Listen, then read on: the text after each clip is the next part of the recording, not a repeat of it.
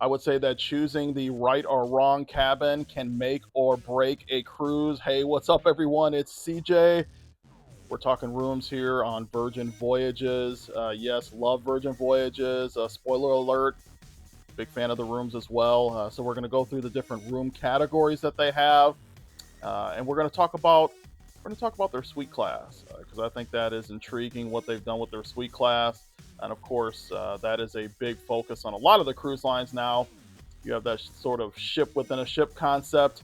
They don't quite do that here on Virgin Voyages, but there is a big advantage to their suite class. So we'll talk through that here towards the end of the video. As far as the room that the wife and I had when we took our cruise on Scarlet Lady, we actually had a sea terrace cabin. If you're wondering what the heck a sea terrace is, it's basically a balcony. We had an XL, which means we had an extra large bathroom. That's right. You can see pictures of the bathroom here.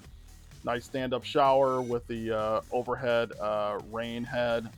Love that, and just a separate stall for the toilet. Always appreciate that as well. But just a very nicely laid out bathroom, just a little bit bigger than their standard bathrooms that you're going to get on a Sea View, which is basically their ocean view cabins.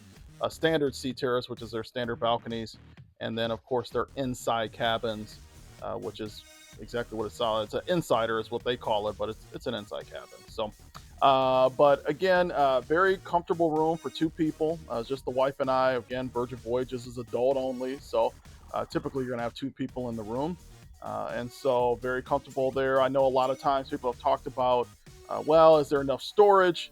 There was plenty of storage for the two of us. We tend to pack heavy, so we bring too many things, unfortunately, on cruises. But there was definitely enough room for us to store our luggage and store our various items that we brought with us. So overall, enjoyed the room. Well, we'll say the balcony itself was quite comfortable. Definitely enough room for the two of us to sit out there, and of course, the highlight of the balcony that you'll see everybody talk about when they're talking about Virgin Voyages is it's that hammock. That's right, the red hammock. You can actually buy that hammock online, or you can buy it on the ship as well, but a lot of times they may not have it in stock. But yes, definitely the focus, and it is comfortable. I did sit in the hammock a few times, enjoy myself once I was able to figure out how to get in the hammock. I could get out in and out very easily, so enjoy the hammock. But overall, again, those are the categories that Virgin Voyages has. You can see just with the way the rooms are outfitted, sort of a minimalist design, I would say. One of the big features they have, of course, is their technology. So you're going to have basically a tablet of some sort that controls your lighting and TV, and you can set mood lighting and music and that sort of thing as well. You can see videos on that, people playing with that. We did try out a few of the mood options there, so to speak. So enjoyed that. Again, there's some features where if you have the balcony open, the air conditioning go off and that sort of thing. Again, they're trying to be environmentally friendly. That's why they have water crafts instead of like plastic bottles and all of that. If you look at Virgin Voyages and booking a cruise there, you'll see that they do take sustainability as important as a cruise line can, that's for sure. When we talk about the suite class, let's get into that because, of course, that's where everybody's attaining to get, right? Everybody wants to get the suite class. What Virgin has done is something I think a little bit unique as far as the suite classes go, and they have two. So they basically have kind of the entry level, which is the Rockstar quarters. Those rooms will vary in size and scale, and of course price.